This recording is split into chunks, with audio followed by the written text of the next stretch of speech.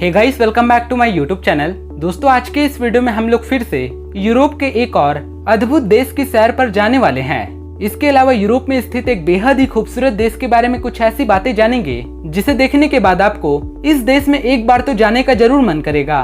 दोस्तों, वीडियो में आगे बढ़ने से पहले आपसे एक छोटी सी रिक्वेस्ट है। अगर आपको ये हमारा वीडियो पसंद आए तो प्लीज इस वीडियो को एक लाइक देना मत भूलिएगा। तो चलिए बिना किसी देरी के वीडियो को शुरू करते हैं। दोस्तों, आज के इस वीडियो में हम जिस देश के बारे में बात करने वाले हैं उस कंट्री का नाम है सर्बिया, जो यूरोप के बहुत ही खूबसूरत देशों में शुमार किया जाता है। दोस्तों, इस देश का वातावरण बहुत ही ठंडा रहता है। दोस्तों, सर्बिया मध्य और दक्षिण यूरोप के चौराहे पर स्थित बाल्कन प्रायद्वीप और फेनोनियन मैदान में स्थित है। दोस्तों, कोसोवो देश को छोड़कर सर्बिया कंट्री को पूरे विश्व में 113वें स्थान पर गिना जाता है। दोस्तों, इसके साथ ही अगर बात करें सर्बिया का आधिकारिक नाम के बारे में तो इस देश को रिपब्लिक ऑफ सर्बिया के नाम से जाना जाता है। दोस्तों, सर्बिया यूरोप महाद्वीप में आने वाला एक देश है जिसके उत्तरी दिशाओं में हंगरी देश, पूर्व के दिशाओं में रोमानिया और बुल्गारिया देश आता है। इसके अलावा दक्षिण के दिशाओं में मैसेडोनिया, बोस्निया, क्रोएशिया और हर्जेगोविना देश से साझा करता है। दोस्तों, सर्बिया देश ने साल 1992 ईस्वी में मॉन्टेनेग्रो के साथ एक संघ का गठन किया था। उसके बाद साल 2006 ईस्वी में सर्बिया फिर से स्वतंत्र होने के लिए मॉन्टेनेग्रो से अलग हुआ था। उसके बाद 5 जून साल 2006 ईस्वी में तुर्क साम्राज्य से इस देश ने स्वतंत्रता हासिल करी थी। दोस्तों, इस देश में पहले के समय में 3री और 4थी शताब्दी के दौरान 18 रोमन साम्राज्य पैदा हुए और ये संख्या पूरे विश्व के रोमन साम्राज्यों में 5वां हिस्सा है। दोस्तों, अगर बात करें सर्बिया के पूरे क्षेत्रफल के बारे में तो ये देश 88,361 स्क्वायर किलोमीटर के दायरे में फैला हुआ है। इसके साथ ही अगर बात करें सर्बिया की कैपिटल के बारे में तो इस देश की राजधानी बेलग्रेड सिटी है, लेकिन ये राज्य पूरे सर्बिया का सबसे बड़ा शहर नहीं है। इसके लिए फिर आपको क्रेलजेवो जाना होगा।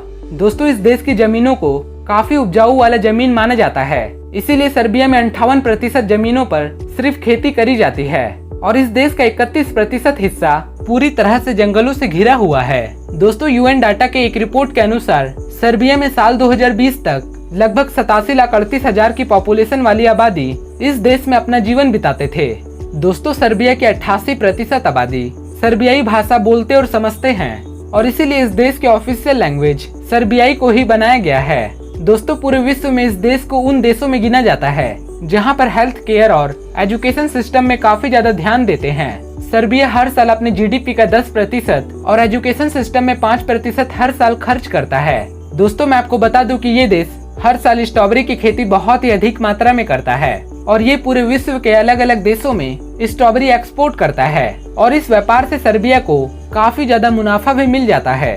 दोस्तों, सर्बिया का ये बात आपको जानकर बहुत ही हैरानी होगा कि यहाँ पर एक ईयर नाम से नदी पाई जाती है जिसकी कुल लंबाई मात्र 365 मीटर है। दोस्तों, अगर बात करें सर्बिया में पैसे के रूप में चलने वाली करेंसी के बारे में तो इस देश के करेंसी को सर्बियन दिनार कहा जाता है, जो एक सर्बियन दिनार हमारे भारत देश में 73 पैसे के बराबर बैठता है। दोस्तों, घड़ियों के शौकीनों को स्विट्जरलैंड की घड़ियां काफी ज्यादा पसंद आती है, लेकिन सर्बियन घड़ी उद्योग प्रसिद्ध स्विट्जरलैंड की घड़ी उद्योग से भी काफी ज्यादा पुराना है। दोस्तों, मैं आपको बता दूं कि सर्बियन के लोगों ने भी पहली बार मून लैंडिंग में एक अहम भूमिका निभाई थी। हालांकि इन्होंने आर्थिक रूप से योगदान नहीं दिया था, लेकिन इस प्रोजेक्ट में 3 सर्बियन ने हिस्सा लिया था जिसे अपोलो के नाम से पूरी दुनिया जानती है।